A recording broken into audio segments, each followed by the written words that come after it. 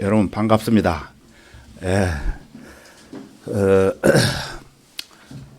예배 드리기 전에 광고 몇 가지 하고 예배 드리겠습니다. 지난주 5일부터 7일까지 광주 성경침례교회에서 목회자 수련회가 있었습니다. 그래서 거기에 참석을 하고 왔습니다. 여러분의 기도 덕분에 무사히 마치고 돌아왔습니다. 그래서 이제 내년에는 결정하기를 우리 제주 성경침례교회에서 목회자 수련회를 하는 걸로 결정이 되었습니다. 그래서 이것은 나중에 예배 끝난 후에 구체적으로 또 설명을 드릴게요. 그 다음에 어제 동문시장 옆 공원에 가가지고 거리 설교를 했어요. 우리 김영희 자매하고 둘이. 그래서 2시부터 4시까지 거기서 거리 설교를 하는데, 어제는 처음부터 아주 굉장히 많이 그 사람들도 도와주고 그러더라고요. 그래서 거리 설교를 제가 3번 하고 김영희 자매는 전도지 나눠주고, 그래서 이제 지나가는 사람들 중에서 그 4사람을 구령을 해서 영접 기도까지 했습니다. 그래서 그 사람들 중에는 교회를 열심히 다니고 있는 사람이 왔어요. 그래서 제가 물었죠.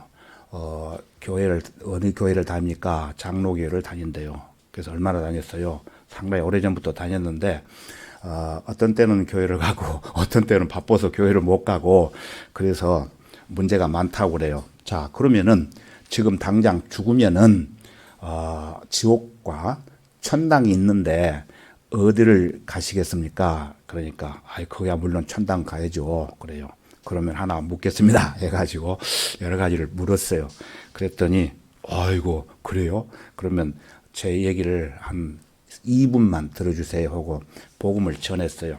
그랬더니 그 사람이 이제 구원을 받는데 재밌는 것은 기도를 하면서 이제 손을 얹고 이렇게 기도를 하는데 나 따라서니까 기도하라고 그러니까 확실히 구원 받은 것을 또 넣더라고. 자기가 내가 얘기 안 했는데 확실히 구원 받았습니다 하고 그렇게 얘기를 해서 그 교회를 다녔기 때문에 그 얘기를 할 수가 있겠죠. 그러니까 지금까지는 확실히 구원을 받았다는 것을 몰랐는데 말씀을 전했을 때에 확실히 구원을 받았습니다. 그거 자기가 이렇게 따라서 해서 영접 기도를 했고, 그 다음 한 사람은 그 동네 사는 사람이에요. 그 사람도 어른인데, 그래서 이제 쭉 지켜보면서 계속 오랫동안 하니까, 이렇게 날씨도 추운데 계속 하느냐고 그래요.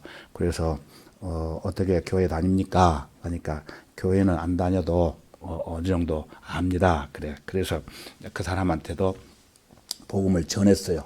그랬더니 그 사람도 영접 기도까지 하고 확실하게 이제 구원 받은 것을 체크를 했습니다. 그리고 이제 저쪽에 추자도에 사는 학생인데 중학교 3학년이에요. 그래서 그 애가 이렇게 제주도 놀러 왔는데 너 복 받을 길이 있는데 복 받고 싶느냐 이렇게 얘기를 하면서 쭉 얘기를 했더니 그 어른들보다는 학생들이라든지 젊은 사람들이 굉장히 순수하게 받아들여요. 육지도 마찬가지지만은 제주도는 아직까지 굉장히 순수해요.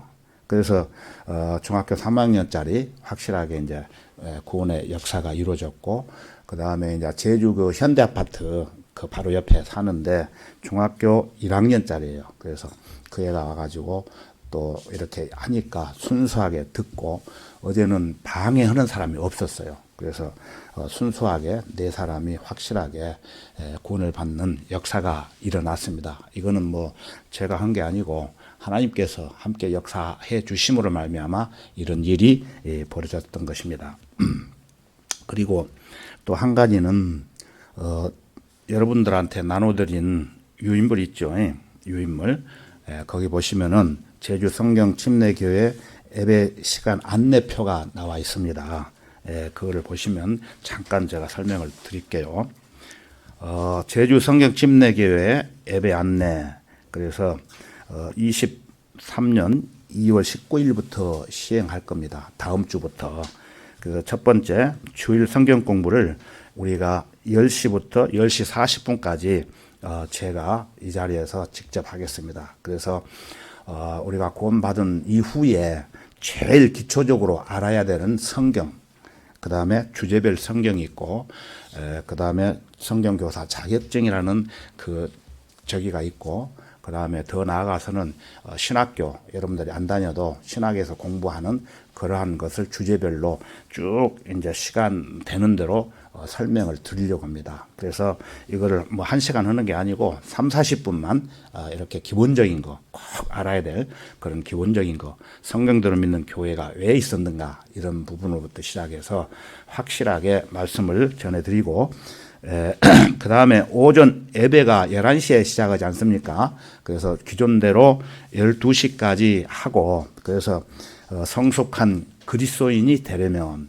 그래서 이거를 여러 번에 걸쳐서 여러분들한테 말씀을 드리고, 그 다음 세 번째는 주일 오후 예배를 14시부터 15시까지 요한복음 강해 설교를 제가 이 자리에서 하겠습니다.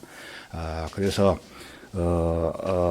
한 사람이든 두 사람이든 간에 이거는 교회가 할 일이기 때문에 이렇게 해야 된다고 저는 생각을 하고, 요한복음 강해 설교를 12장까지 했지 않습니까? 그래서 13장부터 계속 이어지면서 오후에 설교를 하고, 그 다음에 할 게 너무 많아요. 고린도 전후서, 데살로니가 전후서, 로마서까지 이렇게 이어서 오후 예배는 강해 설교로 이제 예배를 드리려고 합니다.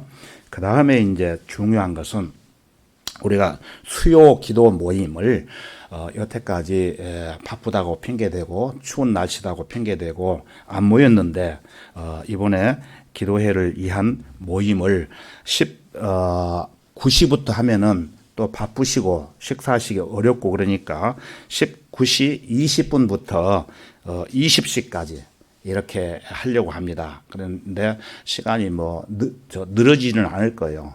간단하게 기도회를 위한 설교, 또 여러분들이 우리 제주교회에서 어떻게 기도할 것인가 그런 부분에 대해서 이제 말씀을 드리기로 이렇게 제가 결정을 했습니다. 이것은 지난번에 그 목회자 수련회 때에 여러 가지 교제가 있었는데, 그래서 그러한 데서 우리가 여태까지 전임 사역자로서 해야 될 일을 하지 못했던 것이 하나님 앞에 부끄럽고 또 하나님께 두려운 마음이 있어가지고 하다가 쓰러지는 한이 있더라도, 그러나 내 힘으로는 할 수 없지만은 하나님께서 역사하심으로 인해서 이 일을 수행하리라고 생각하고 기도하는 마음으로 이렇게 이제 결정을 했습니다. 그래서 여러분들이 이 일에 있어서 참고로 하시고, 그 다음에 제가 여기 와서 사실 주일날 3번을 하려고 그러니까 좀 바빠요.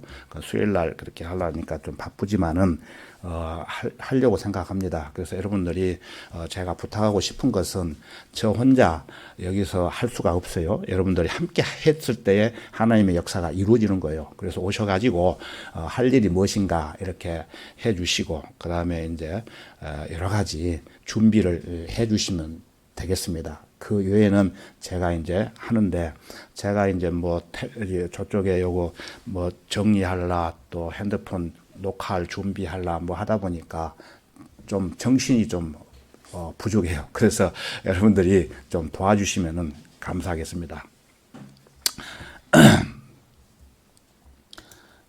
이것은 아까도 말씀드린 대로 저 혼자 사역을 하는 게 아니고 여러분들이 함께 했을 때에 큰 열매가 맺어지는 것이기 때문에 기본적으로 꼭 해야 될 일들을 제가 이제 말씀을 드린 겁니다. 꼭 협조하시고 이렇게 하는 일이 주님을 섬기는 일이 되고, 그래서 더 나아가서는 구원을 받지 못한 사람들을 위해서 우리가 솔선수범하는 것이라고 저는 생각을 합니다. 그러면은 먼저 기도하고 시작하겠습니다. 다 같이 기도하겠습니다. 사랑과 은혜가 풍성하시고 자비로우신 주 하나님 아버지, 예수 그리스도의 보배로운 피로 구원함을 받은 주님의 귀한 자녀들이 오늘 또 한자리에 모여 영과 진리로 예배드릴 수 있도록 좋은 환경과 여건을 구비시켜 주심을 먼저 감사드립니다. 지난 2박 3일 동안 전국 지역교회 목회자 수련회를 통해 풍성한 교제가 친밀하게 이루어질 수 있도록 인도해 주시고, 특히 어제는 제주 지역에서 거리 설교를 통해 지옥으로 갈 수밖에 없는 지옥의 자식들을 주님께로 이끌어올 수 있도록 구령의 도구로 삼아주시고, 아울러 다음 주부터는 제주 성경 침례교회 예배 일정이 새롭게 편성되어 주님을 섬기며 기도 모임을 가질 수 있도록 인도해 주신 은혜 더욱 감사합니다. 이 모든 일들은 우리의 힘으로 감당할 수가 없습니다. 그러나 주님께서 주님의 방법대로 주님의 권능과 능력으로 이끌어 주실 때 해낼 수가 있습니다. 저희들은 주님 한 분만으로 만족하고 항상 주님만을 따르겠습니다. 이 시간 부족하고 언약한 제가 준비시켜 주신 말씀을 강론할 때 여기 모인 회중들과 또한 유튜브를 통해 경청하는 모든 회중들이 진리의 말씀을 통해 도전받는 시간이 되도록 주 성령님께서 역사해 주시옵소서. 시종을 주님께 의탁합니다. 이 모든 것을 감사드리며 주 예수 그리스도의 이름으로 기도하옵나이다. 아멘. 오늘 성경 말씀은 로마서 8장을 찾겠습니다. 로마서 8장입니다.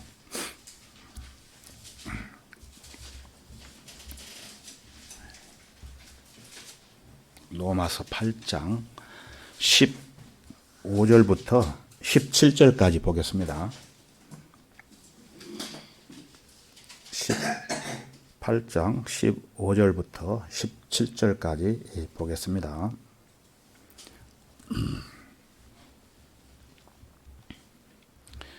옆에 안 찾으신 분들을 향해서 좀 찾아주시기 바랍니다. 성경.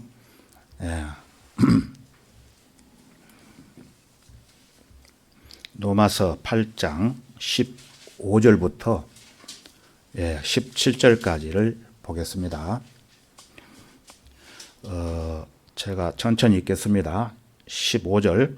너희는 다시 두려워하는 종의 영을 받지 아니하였고 양자되는 영을 받았으므로 그에 따라 우리가 아바 아버지라 부르짖느니라.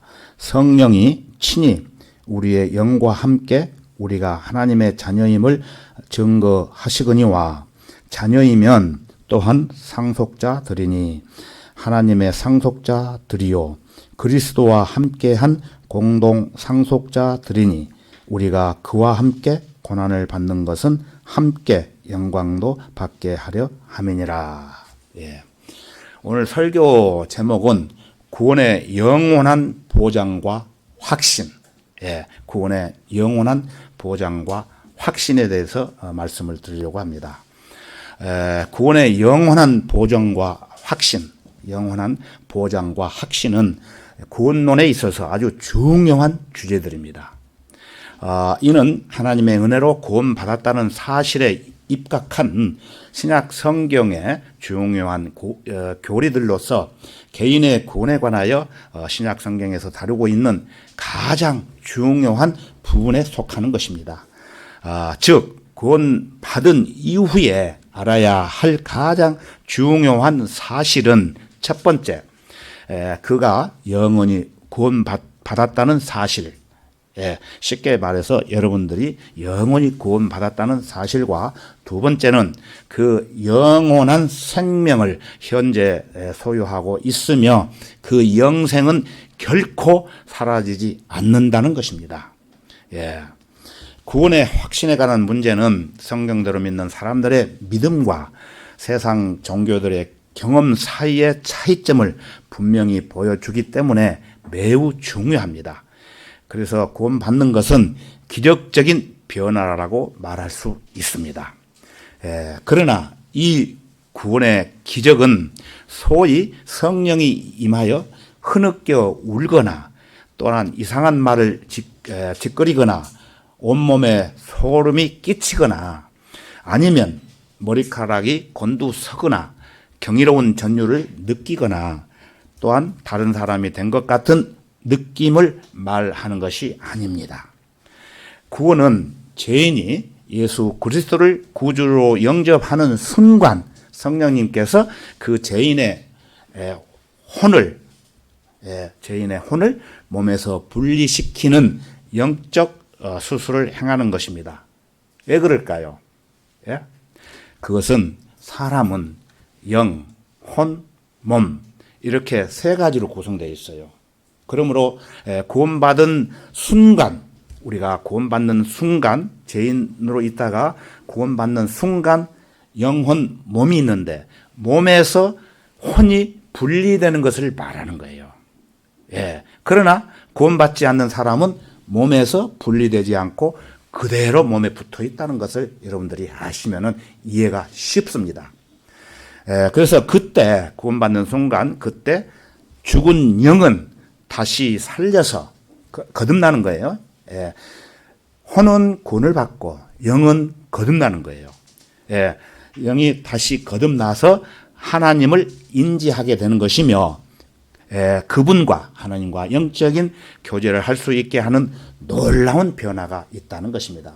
그래서 구원받으면 38가지가 변화가 이루어진다는 것을 여러분들이 아신 분들은 아실 거예요. 그래서 다음 기회에 또 있으면은 한 번 더 말씀을 드리기로 하고, 그래서 구원이라는 말은 일반적으로 죄인이 예수 그리스도를 믿어 그의 혼이 구원을 받아 지옥으로 가지 않게 된다는 것 단어입니다. 구원을 받으면은 지옥으로 가지 않는다는 거예요. 그래서 구원과 관련된 용어가 성경에 여러 가지로 표현되고 있습니다. 그 여러 가지가 있는데 그 중에 몇 가지만 여러분들에게 말씀을 드리면은 먼저 구원이 있고 그 다음에 구속, 그 다음에 화해, 그 다음에 정가라는 단어가 있어요. 정가, 그 다음에 중생, 그 다음에 의롭게 됨, 그 다음에 거룩하게 됨, 양자됨. 크게 나눠서 이렇게 표현을 하고 있습니다. 자, 그러면은 먼저 구원이라는 단어의 뜻에 대해서 잠깐 살펴보겠습니다. 우리 다 같이 베드로전서 1장 9절로 가보겠습니다. 베드로전서 1장 9절입니다. 433페이지가 되겠습니다. 빨리 찾으신 분들은 옆에 있는 분들 찾아주세요. 그래야 빨리 진행됩니다. 433페이지 베드로전서 1장 9절입니다. 찾으셨으면 제가 읽겠습니다. 이는 너희 믿음의 결과 곧 너희 혼돌의 구원을 받음이라. 혼이 구원을 받고 영은 거듭난다고 말씀을 드렸죠. 그런데 개역 성경에 가서 보면은 이거를 어떻게 얘기했냐면은 영과 혼이 구원받는다고 되어 있어요. 아주 틀린 단어고 틀리게 기록되어 있습니다. 그래서 우리가 구원받는 것은 혼이 구원을 받는 거예요. 그래서 개역 성경에 말하는 영혼이 구원받는다. 이것은 잘못된 성경 구절입니다. 그리스도인들의 구원은 과거, 현재, 미래 세 가지 시제로 일어납니다. 그래서 혼은 그리스도를 믿는 순간 구원을 받았고, 영은 우리 안에 있는 영 안 보이죠? 현도 안 보이지만 영은 매일의 삶 속에서 죄의 권세로부터 구원을 받았고, 우리가 가지고 있는 몸은 휴고될 때 변화됨으로써 구원을 받게 되는 것입니다. 그래서 이 몸은 한 줌의 흙으로 돌아가죠. 그러나 우리가 예수님이 이 세상에 공중에 오실 때에 그때 우리의 몸이 변화를 받고 구속함을 받는다는 그런 말씀이에요. 그래서 로마서 5장 10절에 가서 보면은 어떻게 되어 있느냐면은 제가 읽어볼게요. 안 찾으셔도 됩니다. 그러므로 이제 그의 피로 의롭게 되었으니 더욱 더 우리가 그를 통하여 진노로부터 구원받게 되리라고 이렇게 말씀을 하셨습니다. 예, 그의 피로 의롭게 되었으니 우리가 그를 통하여 진노로부터, 그러니까 지옥에 갈 사람이었는데 예수님의 피로 구원받게 되었다는 말씀이 이렇게 로마서 5장 10절에 기록이 되어 있습니다. 자, 그러면은 그의 피라는 것은 누구의 피를 말하고 있을까요? 그렇죠. 예수 그리스도 피. 그래서 예수 그리스도를 지칭하는 거예요. 여기서 나오는 피는. 예. 즉 죄인이 예수 그리스도를 믿어 그의 혼이 구원을 받아 지옥에 가지 않는다는 것을 말하고 있는 것입니다. 예. 우리가 아무리 열심히 교회를 다니고 열심히 믿는다고 할지라도 우리의 힘으로는 지옥에서 벗어날 수가 없어요. 그러나 예수 그리스도의 피를 믿음으로 우리는 그 지옥에서 하늘나라로 갈 수 있다는 것입니다. 자, 그러면 우리 다 같이 고린도전서 15장으로 한번 가보겠습니다. 고린도전서 15장 2절부터 5절까지 보겠습니다. 329페이지를 찾으세요. 신약성경 329페이지 고린도전서 5장 2절부터 5절까지 제가 읽겠습니다. 만일 너희가 내가 전한 복음을 굳게 잡고 헛되이 믿지 아니하였다면, 이것은 사도 바울이 얘기하는 거예요. 고린도 교회에게. 복음을 통하여 너희도 구원받은 것이라. 내가 받은 것을 먼저 너희에게 전달하였으니 이는 성경대로 그리스도께서 우리의 죄들로 인하여 죽으시고, 예수님 십자가에 죽으셨죠. 죽으시고 장사되셨다가 되셨다가 성경대로 셋째 날에 다시 살아나셔서 게바에게 보이시고 그 후에 12 사도에게 보이신 것이라. 예, 예수님이 부활하셔서 승천하셨다가 그냥 하늘나라로 올라가신 게 아니고 이렇게 게바에게 보이시고 그 후에 12 사도가 있었죠. 12 사도에게 직접 보였어요. 자, 내가 죽었다가 장사되었다가 부활해서 올라간 것을 너희가 올라가기 전에 믿어라. 증인으로 세운 거예요. 오늘날 심판에 있어서 증인이 없으면은 재판은 굉장히 무효가 될 수가 있어요. 그와 같이 예수님께서도 확실한 증인을 이렇게 세우셨던 거예요. 예. 그래서 바울은 2절에서 만일 너희가 내가 전한 복음을 굳게 잡고 헛되이 믿지 아니하였다면 복음을 통하여 너희도 구원을 받은 것이라. 이 말씀을 다시 말씀을 드리면은 머리로만 구원을 받았다고 하지 말고 이 마음에 믿었을 때에 확실하게 구원을 받으면은 그 구원의 복음을 확실히 붙잡고 있으면은, 복음을 통해서 확실히 붙잡고 있으면은 그 구원은 영원한 구원이다라는 것을 강조하고 있는 것입니다. 그래서 여기서 말하는 복음은 무슨 복음입니까? 여러분. 예? 예, 은혜의 복음. 그런데 오늘날 복음을 전한다는 교회에서 이렇게 한 번씩 들어가 보면은 은혜의 복음을 얘기 안 하고 천국 복음을 받아야 된다 이렇게 얘기해요. 그것도 완전히 엉터리 설교예요. 성경을 나누어서 공부를 못하기 때문에 천국 복음이라고 그렇게 얘기하는데, 천국 복음이 아니고 교회 시대, 성령 시대에는 은혜의 복음으로 우리가 구원을 받는 것입니다. 예, 그러면은 우리 다 같이 베드로전서 2장으로 한번 가보겠습니다. 은혜의 복음에 대해서 베드로전서 2장 24절로 가보겠습니다. 베드로전서 2장 24절입니다. 이것은 구약 시대가 아닌 신약 시대, 방금 말씀드린 대로 우리가 살고 있는 신약 시대, 신약 교회 시대, 성령 시대죠, 우리가. 그래서 이러한 말씀을 믿고 알았을 때에 구원을 받는 거예요. 구원이 어려운 게 아니에요. 굉장히 쉽고 간단해요. 자, 그러면은 베드로 전서 2장 24절을 제가 읽겠습니다. 그가 친히 나무에 달린 자신의 몸으로 우리의 죄들을 담당하셨으니 이는 우리가 죄들에는 죽고 의에는 살게 하려 하심이니라. 그가 채찍에 맞음으로 너희가 낫게 되었느니라. 자, 부연 설명을 좀 드릴게요. 그가 친히 나무에 달린 누굽니까? 예수 그리스도. 예, 예수 그리스도가 나무로 만든 십자가에 못 박혀 돌아가셨잖아요. 그래서 나무에 달린 자신의 몸으로, 예수님의 몸으로 우리의 죄들을 담당하셨으니, 예, 이는 우리가 죄들에는 죽는다는 건 죄가 없어진다는 거예요. 죽고 의에는 살게 하려 하심이라. 그가 채찍에 맞음으로 너희가 낫게 되었느니라.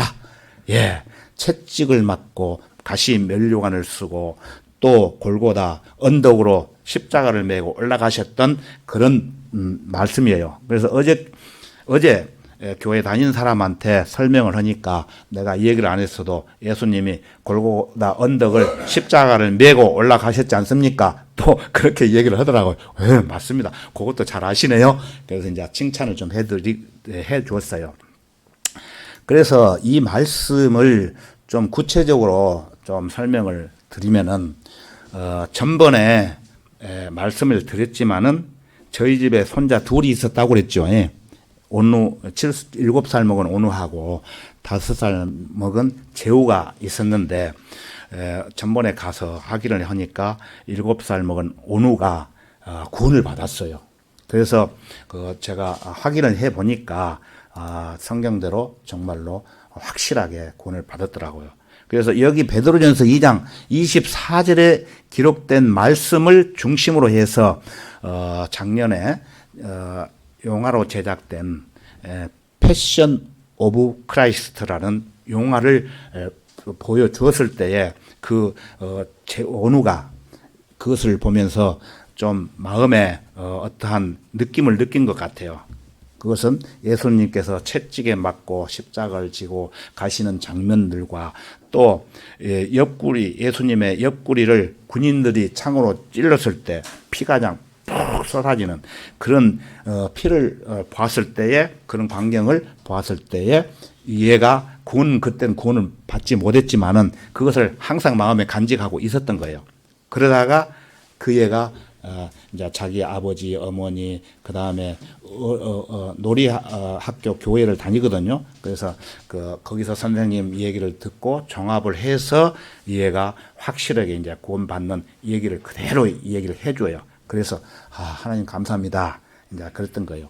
그래서 이제 그 애가 이사 가기 전에는 그 영화를 보고 난 후에 또 한번 보고 싶어가지고 할아버지 그 영화 다시 한 번만 보여주세요. 그래서 제가 이제 2번을 보여줬어요. 그 영화를. 그래서 보고 이제 그렇게 갔던 건데 그 영화가 구원받는 역할을 한 것 같아요. 그래서 제가 그때 복음은 이제 어리기 때문에 4살이기 때문에 못 전했고 그것이 어렸을 때에 보았던 것이 기억에 남은 거예요. 그래가지고 구원을 받았어요. 그래서 이처럼 예수님께서 여러분의 죄값을 치르기 위해서 이 세상에 오셨잖아요. 그래서 십자가에서 피 흘려 죽으시고 장사되셨다가 3일 만에 다시 부활하셔서 승천하셨잖아요. 이 사실만 믿으면 구원을 받는 거예요. 누구든지 교회를 열심히 다니고 뭐 한다고 해서 구원을 받는 게 아닙니다. 예, 굉장히 간단해요. 예. 그가 친히 나무에 달린 자신의 몸으로 우리의 죄들을 담당하셨으니 이는 우리가 죄들에는 죽고 의에는 살게 하려 하심이니라. 이 말씀을 외우시면 돼요. 그러면은 예수님 앞에 예수님 저 이 말씀 외우고 있고 이 말씀대로 저는 구원 받았습니다. 그럴 일이 없겠지만은 예. 그리고 우리가 사는 사람들 가운데서도 이 말씀을 확실히 알고 확신이 있을 때에 나 같은 죄인이 예수님의 보혈을 믿고 구원을 받고 복음을 전하는 힘이 생기는 거예요. 이거 없으면 안 되는 겁니다, 여러분. 예, 그래서 이와 같이 예수 그리스도께서 우리를 구원하시기 위해서 몇 년 전에 이 땅에 오셨어요? 예? 약 2000년 전에 이 땅에 오셨어요. 우리는 모르지만은 이 기록을 역사를 통해서 알 수 있잖아요. 우리 대한민국에 이시조선이 있고 대한민국에 역사가 있듯이 역사가 기록이 되잖아요. 그러면 이 성경이 하나님께서 예수님이 이 땅에 오셔서 어떻게 진행됐다는 책이에요. 역사책이에요. 사실이에요. 그래서 2000년 전에 예수님이 이 땅에 오셔가지고 나무로 만든 그 십자가에 달리셔서 피를 흘리심을 우리가 알 때에 구원을 받는 거예요. 그러면 구원이 이미 2000년 전에 이루어진 거예요. 그러면 우리가 그것을 읽고 보고 믿으면은 이루어지는 거예요. 그래서 구원은 과거, 현재, 미래 이렇게 아까 말씀을 드렸죠. 하나님께서는 또한 여러분이 무슨 죄성을 띠고 태어났고 또 이 세상에서 무슨 죄를 지었다 하더라도 한 가지 죄를 죄나 또 100가지 죄를 지은 죄나 마찬가지요. 그래서 그 무슨 죄를 지었다고 할지라도 예수 그리스도만 믿으면은 구원을 받는 것입니다. 그래서 사도 바울이 주 예수를 믿으라.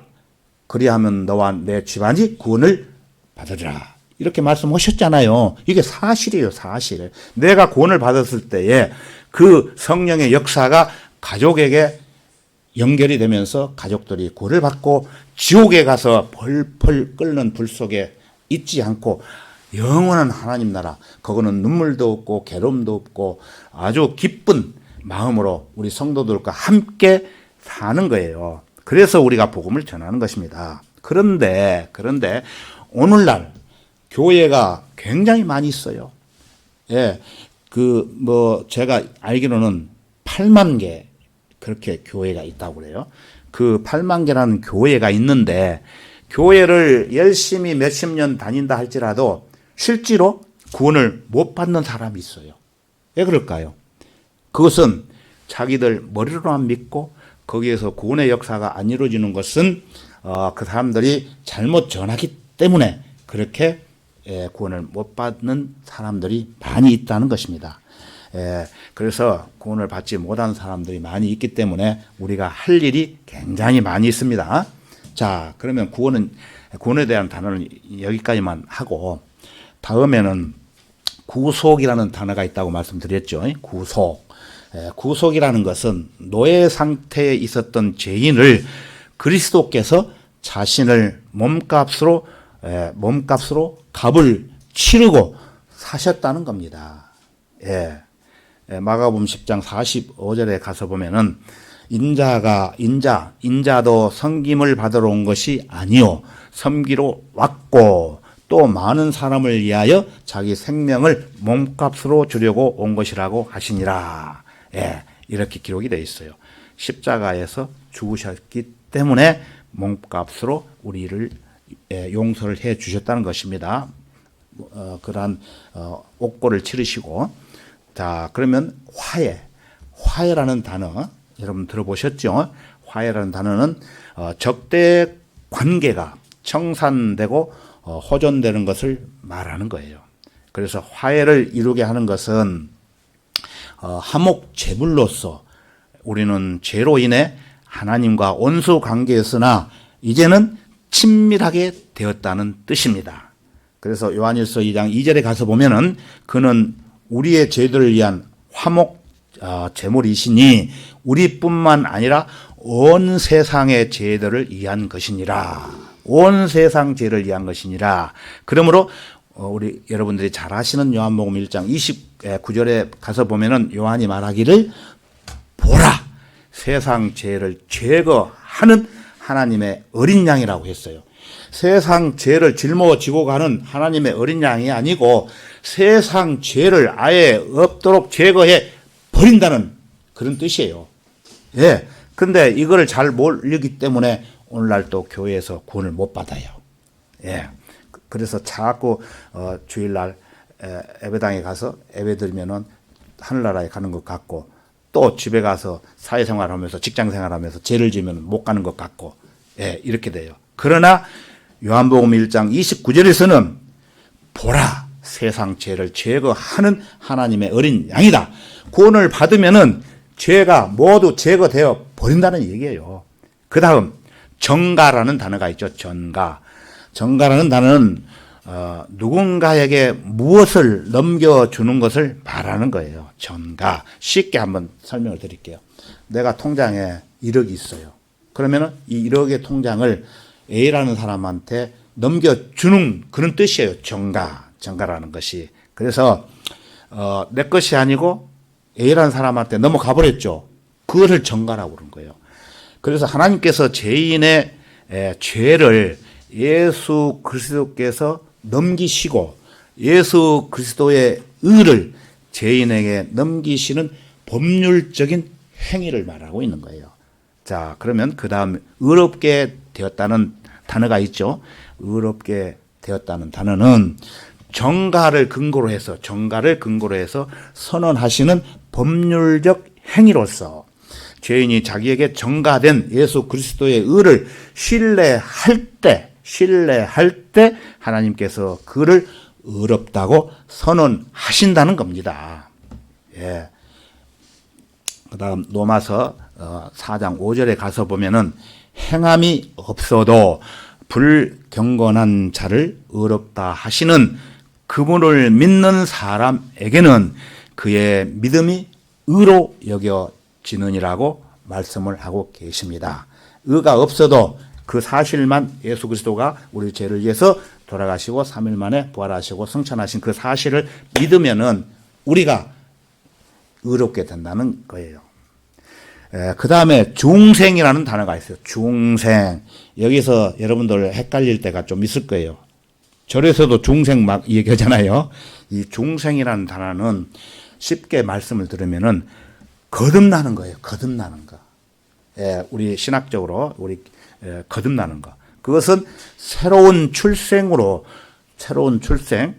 첫 번째 출생은 우리가 어머니 뱃속에서 출생하는 것이고, 두 번째 출생이라는 게 있어요.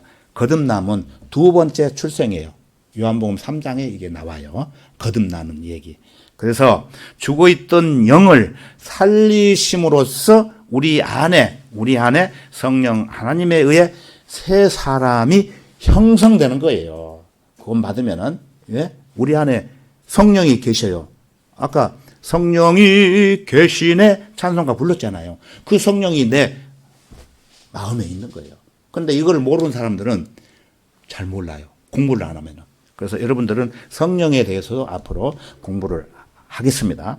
그래서 고린도후서 5장 17절에 보면은 그러므로 누구든지 그리스도 안에 있으면 새로운 피조물이라. 옛 것들은 지나갔으니 보라 모든 것이 새롭게 되었도다. 이렇게 하나님께서 말씀하시는 거예요. 이 말씀을 잠깐 또 말씀을 드리면은 누구든지 그리스도 안에 있으면 어떻게 해서 그리스도 안에 있게 되는 거예요? 구원을 받을 때 맞어요. 구원을 받게 되면 그리스도 안으로 들어가는 거예요.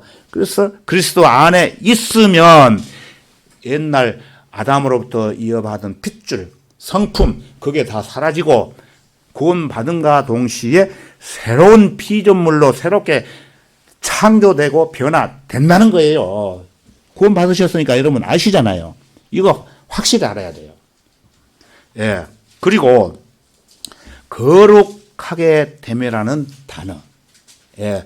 이것도 어떤 사람들은 우리가 구원을 받고 거룩하게 살아야 거룩하게 된다. 뭐 엉뚱하게 가르치는 사람들이 많이 있어요. 전에 봤어요. 이런 사람들. 또 거룩하게 되었으니까 거룩하게 안 살아도 예? 거룩하게 된다고 이렇게 또 주장하는 사람이 있어요. 그런데 그게 아니에요. 거룩해 됨이라는 단어는 성화, 성화라고 이렇게 얘기를 합니다. 예. 그래서 성화라는 단어는 거룩하게 된다는 뜻으로서 죄로부터 분리되는 것을 의미하는 것입니다. 예. 그래서 죄인이 예수 그리스도를 믿을 때 거룩하게 되고 또 매일의 삶 속에서 말씀을 통해서 성결을 유지하며 몸이 구속될 때 온전히 거룩하게 된다는 것을 말하고 있습니다. 네. 그래서 데살로니가서 5장 23절에 가서 보면은 제가 읽을게요.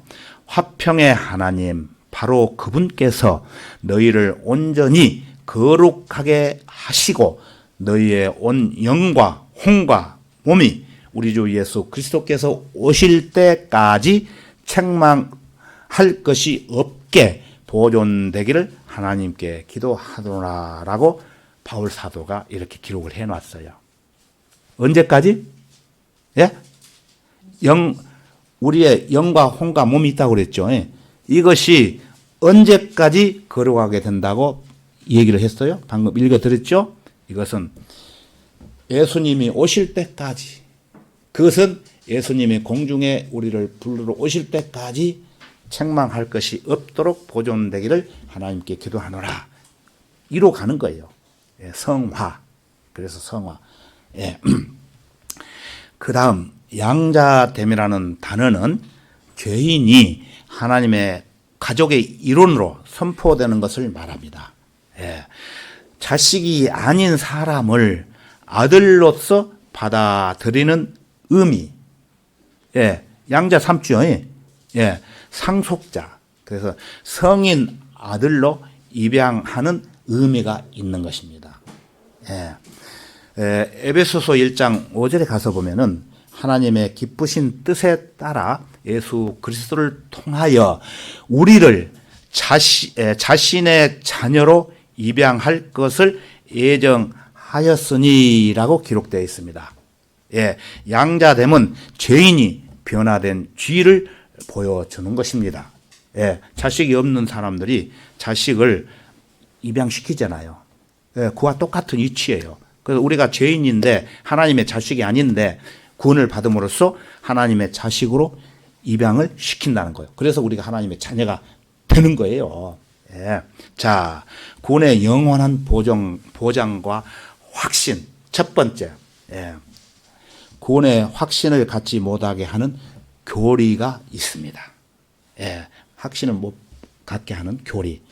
예. 그것은 몇 가지를 말씀드리면은 마태복음 5장에서 7절까지 가서 보시면은 내용이 무슨 내용이냐면은 왕국 헌법인 산상설교가 기록되어 있습니다. 예, 예수님께서 산상설교. 예, 그래서 이 산상설교가 행해지던 때는 십자가 사건 이전이에요. 예수님 돌아가시 이전이며 예수 그리스도의 죽음과 장사와 부활에 대한 지식이나 거듭남에 대한 지식을 가진 사람이 한 명도 없었어요. 예. 이 설교는 십자가 사건 이전에 위치한 유대인들에게 왕국이 전파되는 연속선상에서 주어지는 산상설교였던 것입니다. 그래서 산상설교가 끝난 이후에 마태복음 8장과 9장에 가서 보면은 왕국 복음에 따른 표적이 나오게 돼요. 표적. 왜 그러냐면 이스라엘 민족들은 표적을 봐야 믿는 거예요. 우리는 표적이 없어도 믿음으로 믿기만 하면은 구원을 받지요. 그래서 이러한 말씀이 마태복음에 이어지는 거예요. 예. 그러므로 산상설교는 왕국 헌법이에요. 예, 왕국 헌법이며 유대인들에게 주어진 왕국에서 행해야 할 완전한 법령을 포함하고 있는 것입니다. 우리에게는 포함이 안 되는 거예요. 그런데 이걸 가지고 또 설교하는 사람들이 많아요. 그것도 잘못된 진리예요. 주의할 것은, 우리가 여기서 주의할 것은 이 왕국 헌법이 천년 왕국에만 적용되는 것이 아니라 왕국이 임하기 전에 왕국으로 들어가기 위한 조건으로서 대환란 때 지켜야 할 규례도 포함되고 있는 것입니다. 예, 그것은 화평케 하는 자들은 복이 있나니 그들이 하나님의 자녀라 불릴 것이며 마태복음 5장 9절이 있지 않습니까? 그 화평케 해야 하나님의 자녀라고 불린다면은 이것은 은혜의 복음이 아니고 행위에 관한 복음이에요. 행위의 구원이라는 것입니다. 그 다음에 의로 인하여 박해를 받는 자들은 복이 있나니 천국이 그들의 저희 것임이라. 천국이라고 나오죠. 예, 지금은 천국 아니에요. 천당이라고 하면 맞아요. 천국이 하늘나라가 아니에요. 예, 마태복음 5장 10절에 있어요, 이게. 그래서 박해를 받아야 다가오는 천국을 상속받을 수 있다는 이 말씀 역시 행위구원이에요. 우리한테 해당이 안 되는 거예요. 예, 천국, 예, 천당을 하고 하면 맞아요. 천국은 나중에 천년 왕국 때 이루어지고 또 그 이후에 영원한 하늘나라, 영원한 세계가 펼쳐지는 것입니다. 자, 그 다음에 우리가 우리에게 빚진 자들을 용서하는 것 같이 우리의 빚진 것들도 용서해 주시며, 이것도 마태복음 6장 12절에 있어요. 산상 복음에 대해서. 그래서 주님께서 제자들에게 알려주신 기도임에도 불구하고 여러분 주기도문 아시죠? 주기도문이라고 잘못 불리고 있는 마태복음 6장 9절에서 13절에 가서 보면은 이러한 내용은, 이 구절은 한란 시대에 적용되는 구절이에요. 이걸 가지고 또 주기도문 합시다. 주기도문 외우잖아요. 저도 옛날에는 성경들을 믿는 교회 오기 전에는 한 40년을 그렇게 믿었어요. 그러나 그거는 주기도문은 우리한테 준 게 아니고 제자들한테 준 주기도문이에요. 예.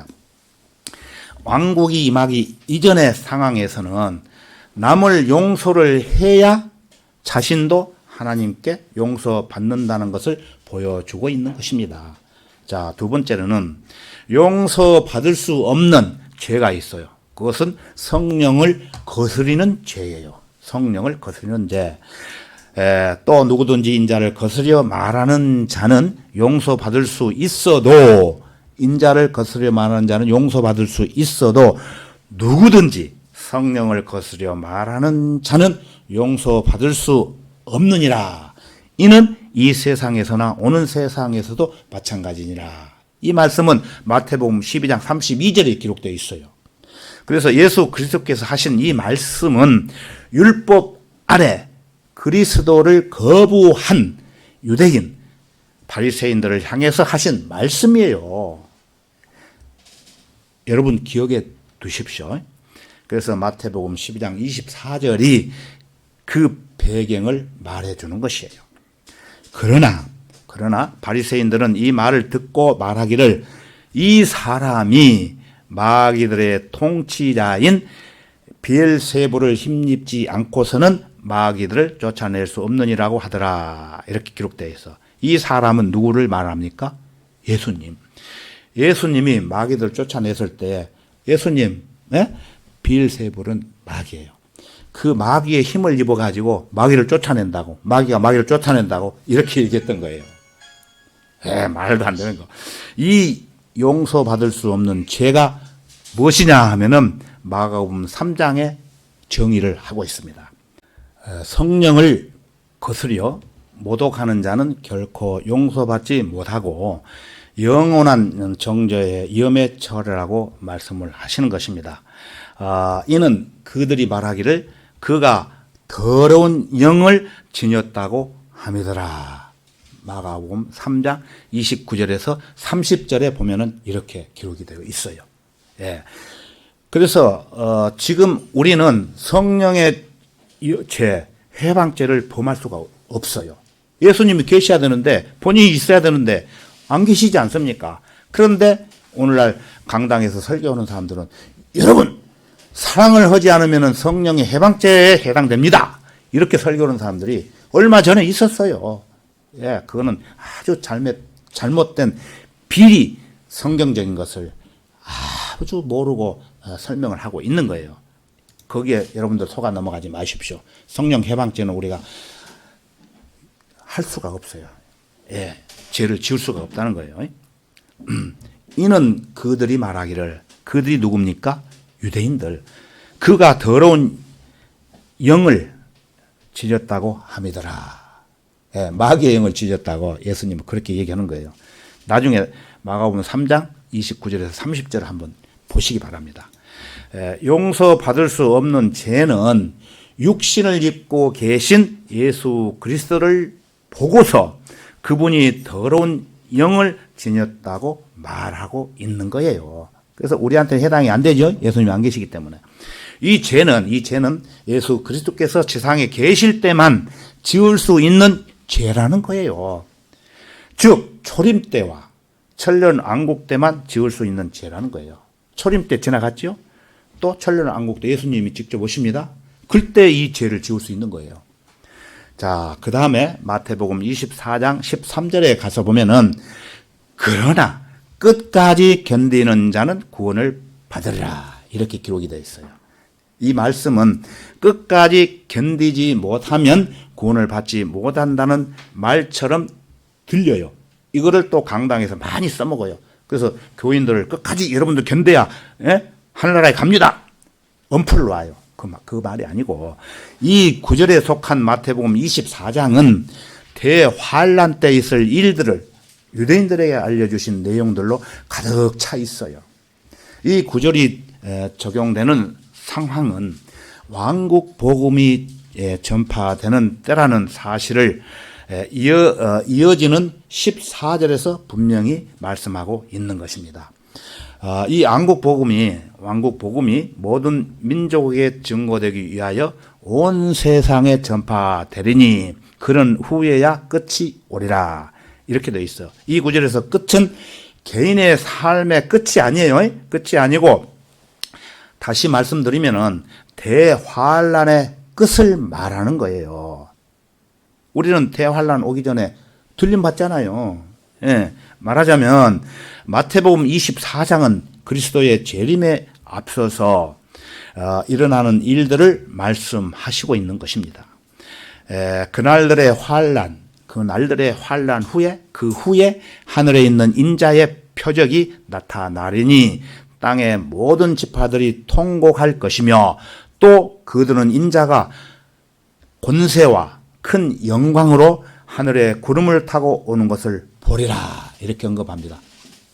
그러면은 아까 제가 말씀드린 대로 예수 그리스도께서 구름을 타고 공중에 오셔가지고 구원받은 사람들한테 아무개야 부르면은 그때 예 하면서 눈 깜짝하는 순간에 휴고되는 거예요. 그런 뜻이에요, 여러분. 그렇게 됩니다, 분명히.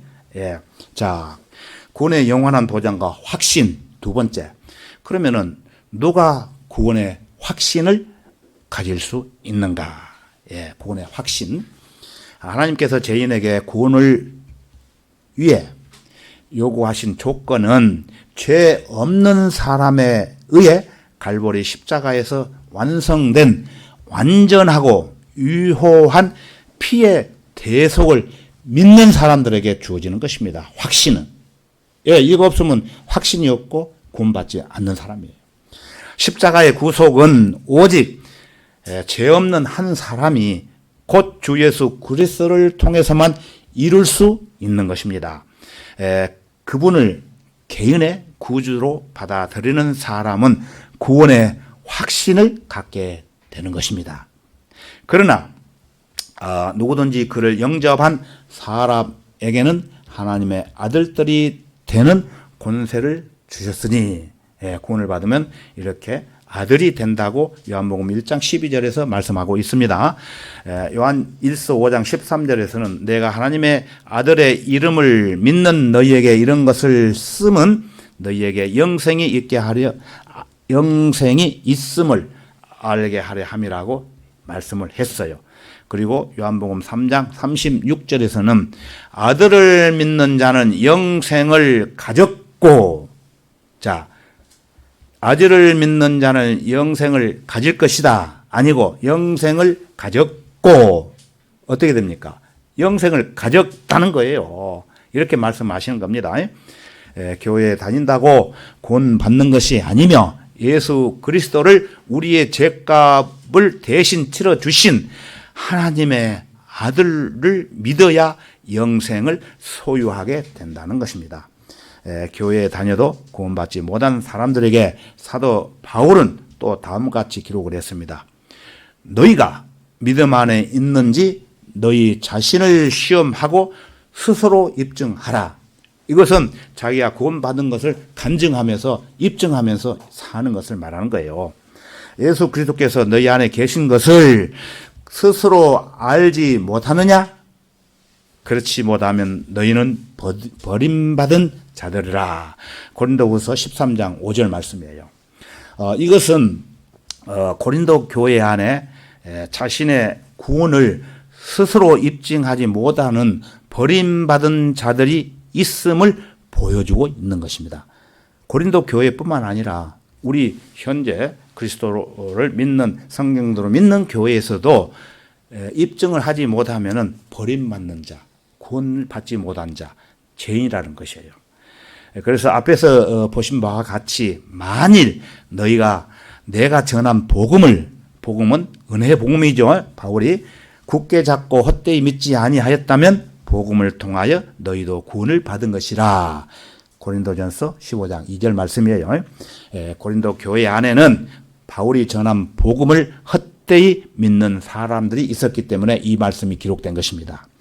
그래서 고린도전서 15장은 그 교회에 소속되어 있음에도 그리스도의 부활을 부인하는 사람들을 대상으로 기록하고 있어요. 부활을 부인해요. 그러므로 이제 우리는 그리스도를 대신한 대사들로서 하나님께서 우리를 통하여 너희를 권면하신 것 같이 우리도 그리스도를 대신하여 너희에게 간구하노니 너희는 하나님과 화해하라. 고린도 후서 5장 20절 말씀이에요. 이처럼 고린도 교회 안에는 여전히 하나님과 화해하지 않는 사람이 있었다는 것입니다. 구원의 확신의 증거들은 구체적으로 살펴보면은 하나님께서는 영생의 확신과 구원의 영원한 보장에 대해 세 가지 근거를 또 말씀하고 있습니다. 간단하게 말씀드리면은 첫 번째 성령의 증거입니다. 성령의 증거. 로마서 8장 16절로 다시 가보겠습니다. 오늘 본문 말씀 로마서 8장 16절 오늘 본문 말씀 다시 가겠습니다. 제가 읽을게요. 16절 성령이 친히 우리의 영과 함께 우리가 하나님의 자녀임을 증거하시거니와 이렇게 기록되어 있죠. 사람이 회개하기 이전에 성령 하나님께서는 그에게 죄와 의와 앞으로 다가올 심판을 깨닫게 하시지만 거듭난 사람 안에는 영적인 평안과 현재 그가 참으로 예수 그리스도께 속해 있음을 확신케 하는 내적인 평안을 주시는 것입니다. 구원을 받으면 평안이 있죠. 찬송가에도 평안 이렇게 가사가 있습니다. 성령은 믿는 사람 안에 들어와 있는 증인으로서의 영, 성령의 영, 즉 믿는 사람 안에 공기처럼 채워져 있어요. 여러분들 축구공 아시잖아요. 거기 공기가 채워져 있기 때문에 우리가 축구를 하는 거예요. 공기가 없으면 축구를 할 수 없어요. 그와 같이 성령은 우리가 구원받은 사람 안에 이렇게 들어와서 공기처럼 들어와서 우리가 성령의 영을 받고 산다는 거예요. 그가 하나님의 자녀임을 증거하고 있는 증인으로서 영을 언급하고 있다는 것입니다. 자, 로마서 8장 14절을 보시면은 14절 다시 보시면은 너희는 다시 두려워하는 종의 영을 받지 아니하였고 양자되는 영을 받았으므로 그에 따라 우리가 아바 아버지라 부르짖느니라. 이 구절을 문맥과 상관없이 이 구절만 뚝 떼어서 인용하게 되면은 여러분이 하나님의 영, 즉 성령의 인도함을 받는 경우에만 하나님의 아들이고 성령께 인도되기를 멈추면 더 이상 하나님의 아들이 아니라는 식으로 애곡하기 쉽기 때문에 주의해야 될 아주 중요한 구절이기도 합니다. 성결교회, 여러분 아시죠? 성결교회에서는 이 구절을 요한복음 10장 27절에서 말씀하기를 내 양들은 내 음성을 들으며 나는 그들을 알고 그들은 나를 따르라는 구절과 함께 묶어요. 함께 묶어가지고 여러분이 매일매일의 실제 생활에서 성령의 인도하심을 받지 않으면 구원을 상실하게 된다고 가르치는 애곡된 교리를 옹호하는 데에서 이용을 하고 있습니다. 그들 말대로 하자면은 여러분은 구원의 상실을 매일같이 밥 먹듯 반복하지 않으면 안 될 판이에요. 구원받은 그리스도인이라면은 주님을 따르기 마련이에요. 그냥. 그래서 만약 누가 예수 그리스도를 따르지 않는다면은 그 사람은 구원받았다고 할 수 없다는 뜻이에요. 여러분이 진정으로 구원을 받아 거듭난 그리스도인이라면은 여러분은 성령의 인도하심을 받은 하나님의 아들들이에요. 반대로 여러분이 성령의 인도하심을 받는 사람이 아니라면은 여러분은 거듭난 사람으로서 하나님의 아들이라는 사실을 입증할 도리가 없게 된다는 것이에요. 이것은 논란의 여지가 없는 사실인 것입니다.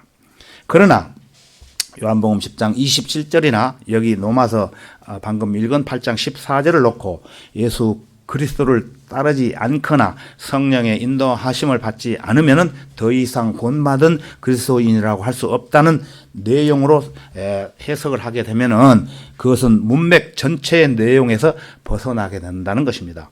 그래서 요한복음 10장 27절은 구원받은 사람은 양이에요. 양으로 표현이 돼요. 따라서 주님을 따르게 되는 즉 이것은 주님께서 목자이시기 때문에 말씀하시는 것입니다. 양은 목자를 따라가지요.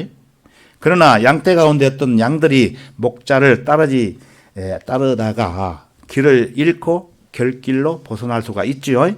얼마든지 있다는 것을 모르는 사람이 있어요. 이것을 그 곁길을 벗어날 수 없다라고 이렇게 아는 사람이 있다는 거예요. 그러나 그리스도께서 길 잃은 양에 대해서 말씀하십니다. 그리고 그 길 잃은 한 마리 양을 찾아 나서서 목자에 대해서 말씀하십니다. 양이 길을 잃고 결길로 벗어났다고 해서 더 이상 양이 아니라고 말할 수 없다는 거예요. 양은 양이라는 거예요.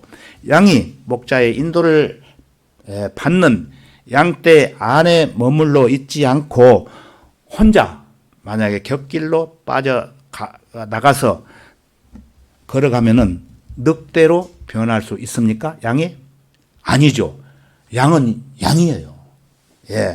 따라서 그리스도인이 항상 성령의 인도하심을 받지 않으면은 하나님의 아들로서 자격을 상실하게 된다고 가르치는 것은 이단 교리가 되는 거예요.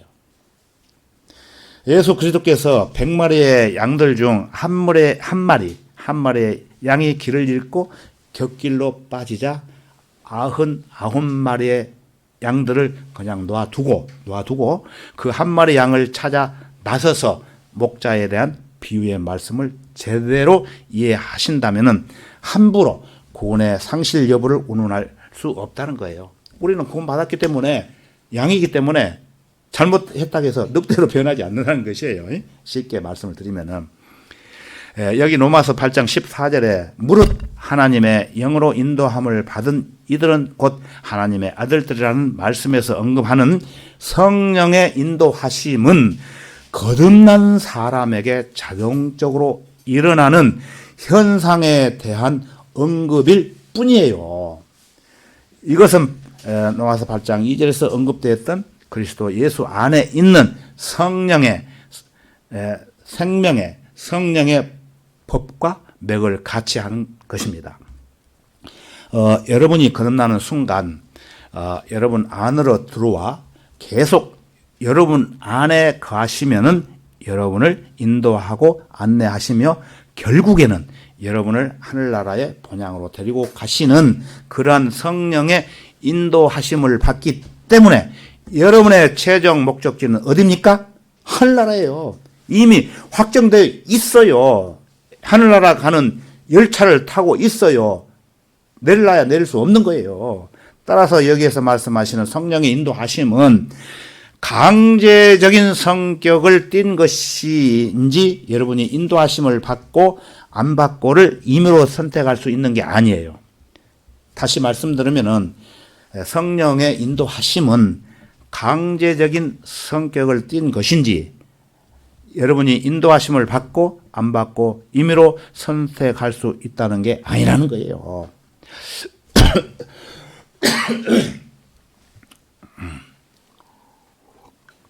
자, 15절을 다시 한번 보겠습니다. 15절. 너희가 다시 두려워하는 종의 영을 받지 아니하였고 양자되는 영을 받았으므로 그에 따라 우리가 아바 아버지라 부르짖느니라. 이 말씀은 구원받은 여러분이 받은 영은 두려워하는 종의 영이 아니기 때문에 혹시 구원을 상실하지나 않을까, 내가 버림받지나 않을까, 또는 내가 실족하지 않을까, 온갖 것들이 두려워서 구원을 잘 유지해야 하겠다는 강박관념에 사로잡혀 있을 필요가 없다는 것입니다. 여러분은 그런 두려워 떠는 영을 받은 게 아니라 하나님의 양자되는 영을 받은 것입니다. 예? 어떤 사람을 양자로 삼았잖아요. 그러면 영혼이 아들이에요. 그와 2차 똑같은 거예요. 구원을 받으면. 아니?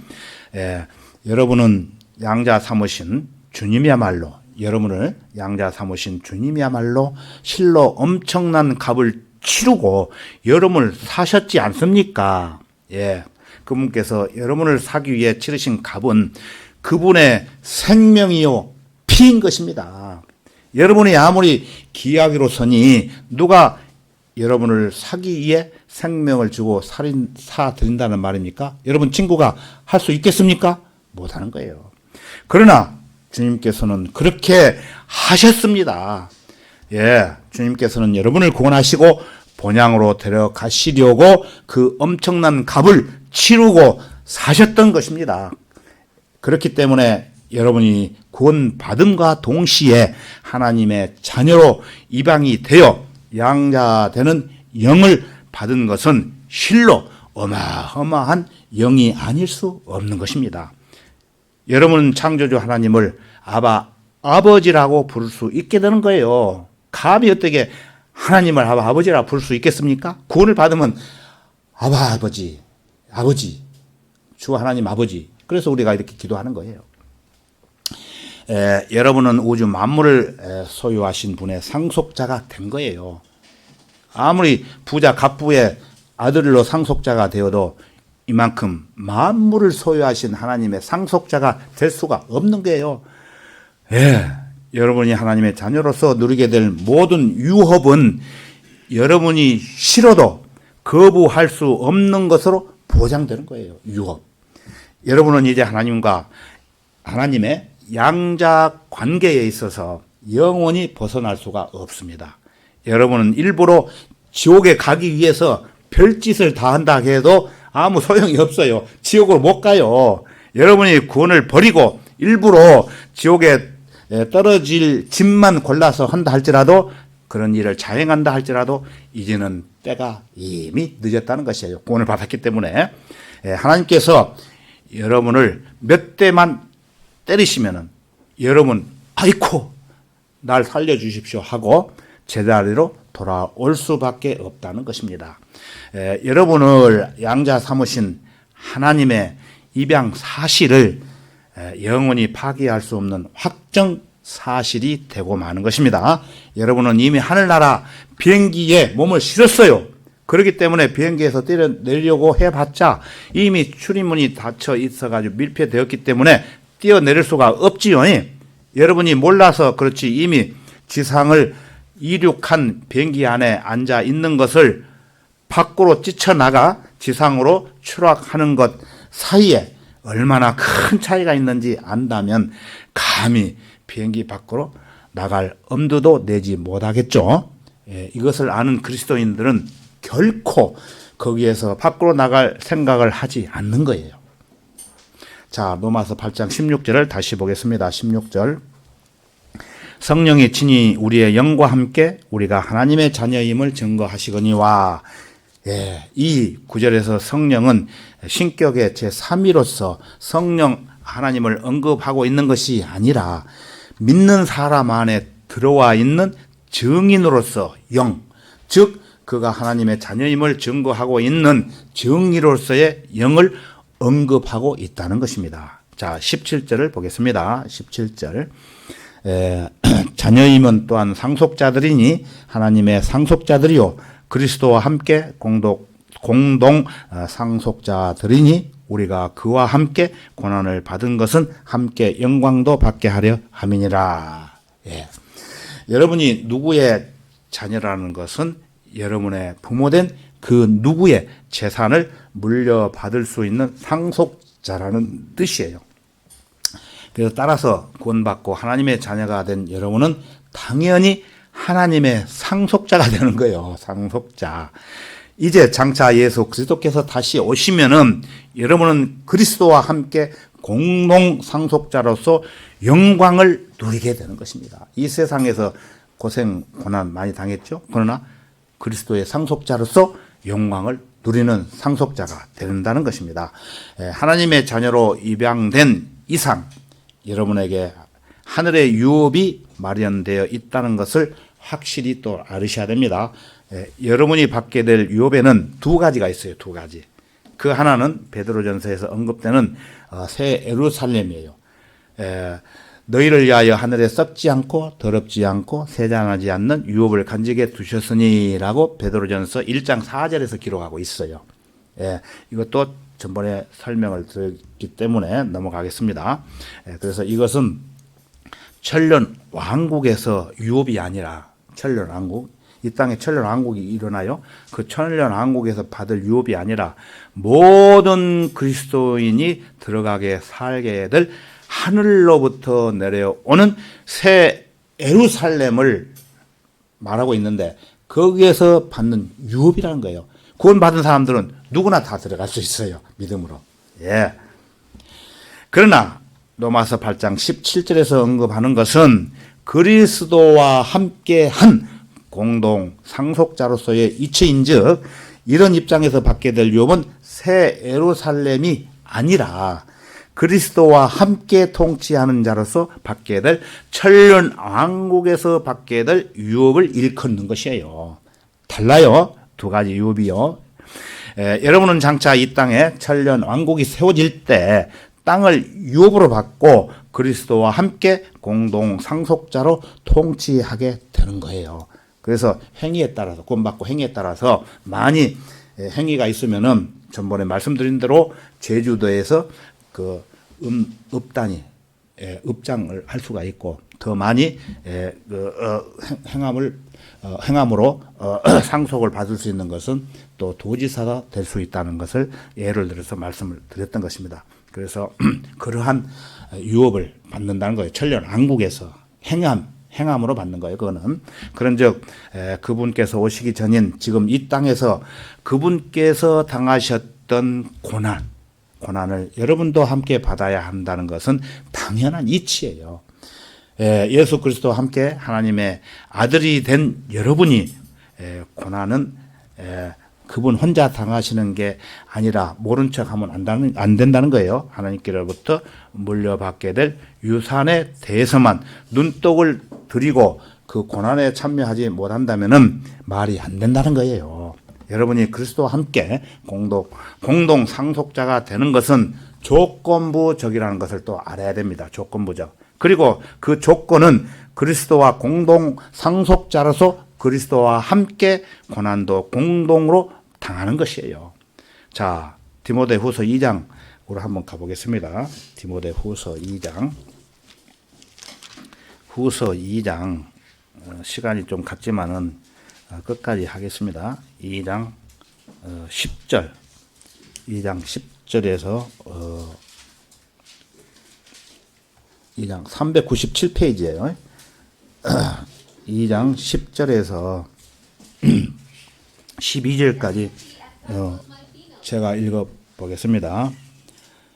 그러므로 내가 택함 받는 자들을 위하여 모든 것을 참으면 그들도 그리스도 예수 안에 있는 구원을 영원한 영광과 함께 얻게 하려 함이라. 이 말씀은 신실하도다. 우리가 그와 함께 죽었으면 또한 그와 함께 살리라. 우리가 참으면 우리도 그와 함께 다스릴 것이요 우리가 그를 부인하면 그도 우리를 부인할 것이라. 예. 이 말씀 중 12절에서 보면은 우리가 참으면이라는 말씀이 있죠. 우리가 참으면이라는 것은 우리가 고난을 당하면이라는 뜻과 같아요. 그리고 우리가 그를 부인하면이라는 단어는 결과적으로 우리가 그리스도와 함께 고난 당하기를 거부하면이라는 뜻과 같고, 따라서 그도 우리를 부인할 것이라는 말씀은 그리스도께서 우리와 함께 다스릴 것을 거부하실 것이라는 뜻이에요. 우리가 주님을 믿고 의지하지 않으면은 우리는 주님께 신실하지 못한즉 그분께서도 우리를 믿고 우리에게 무엇을 위탁하실 수 없다는 것입니다.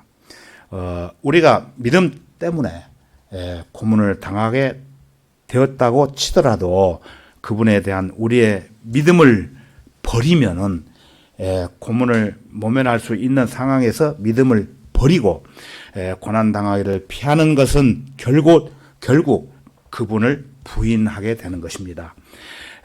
그런 우리를 주님께서 어찌 신뢰하고 공동 상속자로서 함께 다스리는 공동 통치자로 삼아 주실 수 있겠습니까? 신뢰가 없기 때문에 안 된다는 거예요.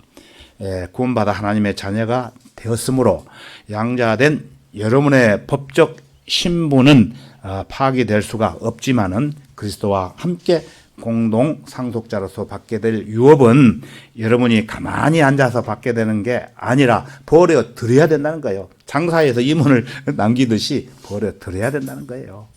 여러 가지로 이제 해석이 됩니다. 그거는 그리스도와 함께 공동 상속자로서 여러분이 받게 될 유업이나 또 그리스도와 함께 다스리게 될 공동 통치권은 여러분이 지금 어떻게 하느냐에 달려 있다는 것입니다. 이것은 조건부적이기 때문이에요. 여러분이 그리스도의 고난에 동참하는 것은 그분과 공동 상속자로서 천년왕국에서 유업을 받고 공동 통치자로서 그분과 함께 다스릴 수 있는 유일한 수단이기도 합니다. 여러분이 그리스도와 함께 고난을 당하는 것이 곧 그리스도를 섬기는 것이에요. 여러분이 그리스도를 섬기는 것은 여러분이 유업이라는 상을 타기 위함이에요. 결국 여러분이 고난 당하는 것은 상을 타기 위한 과정입니다. 고난을 당한다고 해서 여러분 너무 슬퍼하지 마십시오. 바울은 현재에 우리가 받는 고난이 우리에게 나타나게 될 영광과 감히 비교될 수 없다고 말을 하고 있습니다. 자, 우리 다 같이 찬송가 283장을 부르시겠습니다.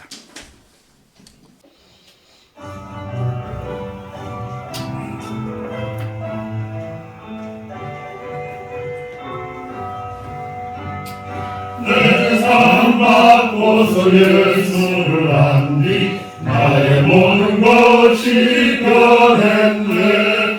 지금 나의 가슴이 천국이요 주의 피로 내를 씻었네. 나의 모든 것 변하고 그 피로 구원받았네. 예수님은 나의 구원 되시오니 내게 정죄함 없겠네. 어둠에 지고 주님 밝은 빛에서 나의 모든 것이 변했네. 지금 주 앞에 온전히 서게 되는 그리스도를 의지한 일생. 나의 모든 것 변하고 그 피로 구원받았네. 예수님은 나의 구원 되시오니 내게 정죄함 없겠네. 성령 내게 임하고 죽으신 사랑 나의 마음을 가득 채우며 모든 두려움 내게 위에서 물리치시 내 맘 항상 주 안에 평안해 나의 모든 것 변하고 그 피로 구원 받았네 예수님은 나의 구원 되시오니 내게 정죄함 없겠네